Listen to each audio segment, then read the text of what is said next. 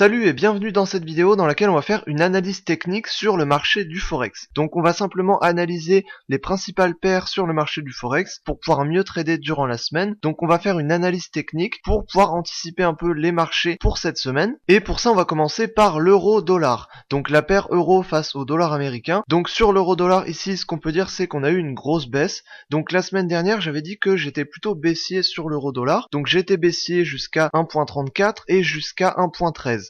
Donc on voit qu'ici on a eu une descente jusqu'à 1.13 ici, donc le cours est descendu vraiment jusqu'à ce que j'avais dit la semaine dernière, et ensuite on a eu le dernier jour de la semaine, on a eu un gros chandelier haussier ici, qui est venu avaler quasiment toute la baisse qu'on a eu la semaine dernière. Donc ça c'est un chandelier qui est marquant, c'est un gros chandelier qui a rattrapé vraiment toute la baisse de la semaine dernière, donc c'est important à prendre en compte. Donc maintenant ce chandelier a clôturé au-dessus du niveau des 1.14, donc ça aussi c'est un signe que peut-être on peut partir à la hausse. Donc le chandelier ici a avalé toute la baisse qu'on a eu la semaine dernière sur un seul jour et il a clôturé au-dessus du niveau des 1.14. Donc ça aussi c'est plutôt un signe de mouvement haussier. Donc pour l'instant ici, vu qu'on a eu un gros chandelier qui avale toute la baisse de la semaine dernière, pour l'instant, logiquement, on peut plutôt partir à la hausse ici.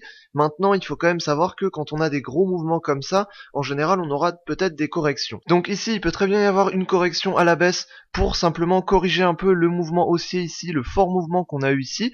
Donc la correction à la baisse, elle peut potentiellement venir jusqu'au niveau des 1.38 ici, et ensuite potentiellement pour repartir à la hausse.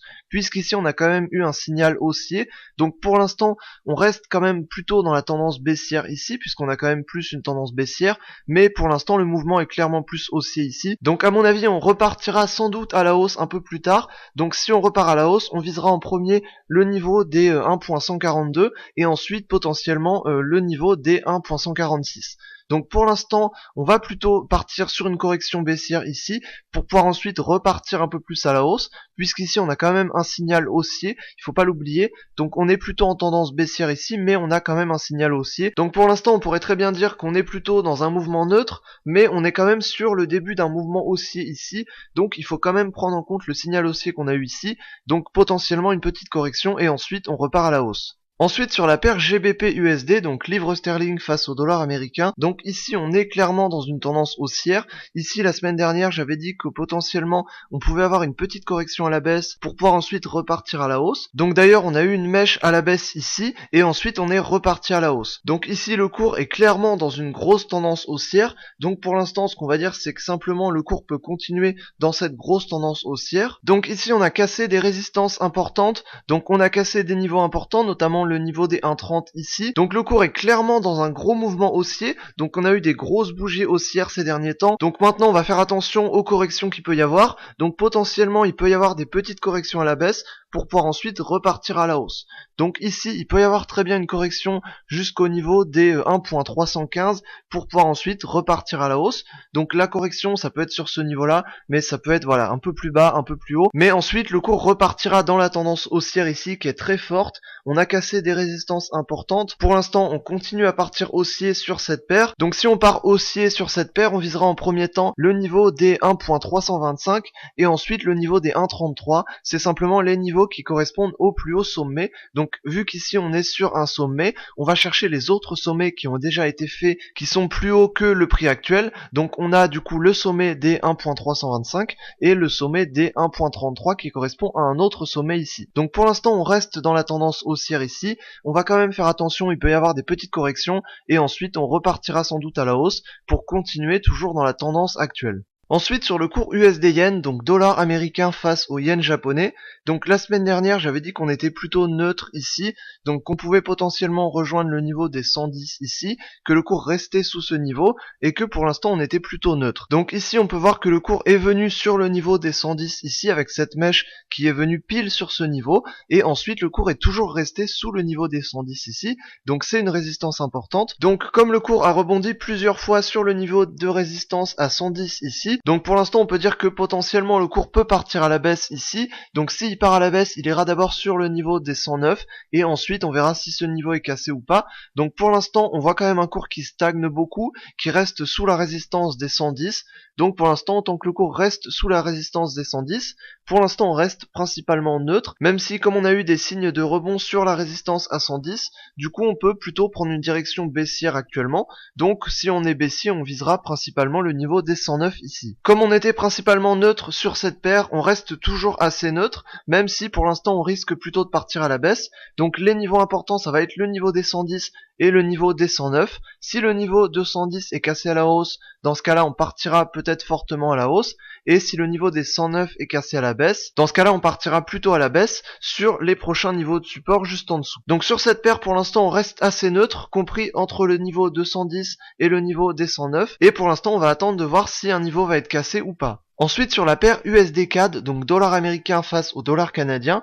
Donc ici, la semaine dernière, on partait plutôt haussier. On est venu donc à la hausse ici, on est venu jusqu'au niveau des 1.335 ici. Et ensuite, le cours est parti à la baisse. Il a cassé le niveau des 1.33 ici à la baisse en une seule bougie. Et il est venu sur le niveau des 1.322 ici.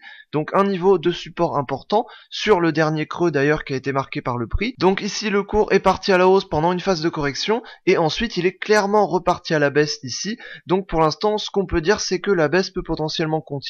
Il faut pas oublier qu'avant on a eu un gros mouvement baissier ici, on a eu une correction haussière ici et ensuite on repart fortement à la baisse. Donc du coup actuellement on est plutôt sur un niveau de support, vu qu'on est plutôt dans une direction baissière, le niveau de support peut facilement être cassé. Donc si ce niveau de support est cassé, dans ce cas là on partira plutôt à la baisse. Comme on a eu un fort mouvement baissier ici, il faut pas oublier qu'on peut quand même avoir une correction, donc on peut potentiellement avoir une correction à la hausse ici pour venir sur le niveau des 1.325 et ensuite repartir à la baisse ici, donc potentiellement casser le niveau des 1.32 et ensuite partir sur le niveau des 1.315. Donc actuellement on serait plutôt dans une tendance baissière et dans un possible mouvement baissier. Maintenant comme on a eu un mouvement assez fort ici, il faut pas oublier qu'on peut avoir une correction pour pouvoir ensuite repartir à la baisse. Et ensuite si on repart à la baisse, bien sûr on ira chercher les derniers creux qui ont été faits par le prix. Donc les derniers creux on va les trouver sur la dernière tendance ici. Donc c'est tout simplement le niveau des 1.315, le niveau des 1.31 et ensuite ça va être le niveau des 1.30.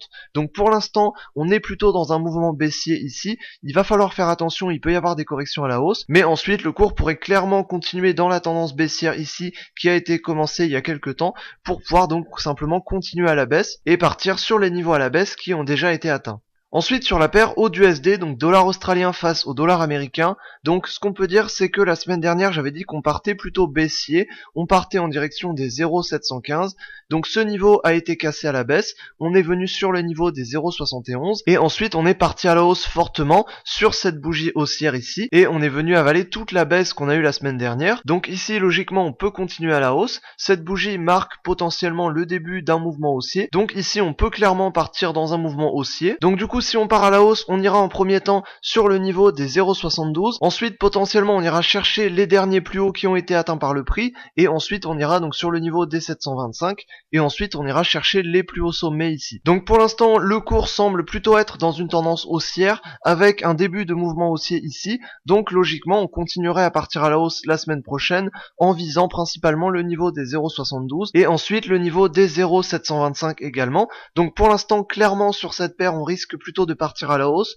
On a un début de mouvement haussier ici, on est plutôt dans une tendance haussière depuis quelques temps, donc pour l'instant clairement on partirait plutôt à la hausse. Ensuite sur la paire NZD-USD, donc dollar néo-zélandais face au dollar américain, donc ici la semaine dernière on partait plutôt baissier ici pour une correction par rapport au mouvement haussier qu'on a eu ici, donc on est venu sur cette correction, on est venu donc sur le niveau des 0,67 ici, on a rebondi sur ce niveau et ensuite on est parti à la hausse ici. Donc on a eu une grosse bougie haussière ici et pour l'instant clairement on partirait plutôt à la hausse sur cette paire également. Du coup sur cette paire on est principalement haussier depuis quelques temps, donc pour l'instant on est plutôt plutôt dans un début de mouvement haussier ici, donc logiquement on devrait continuer à la hausse. Donc le premier niveau qu'on va viser si on continue à la hausse, ça va être le niveau des 0,685, et ensuite potentiellement on ira chercher les plus hauts sommets ici, donc vers des niveaux à 0,69, mais pour l'instant on va viser les premiers niveaux et ensuite on verra si ces niveaux sont cassés. Donc pour l'instant on va plutôt clairement partir à la hausse sur cette paire, on est plutôt haussier, on est plutôt dans une tendance haussière également, donc clairement on va plutôt partir à la hausse sur cette paire. Il faut quand même faire attention, quand on a des forts mouvements comme ça, il peut également y avoir des corrections,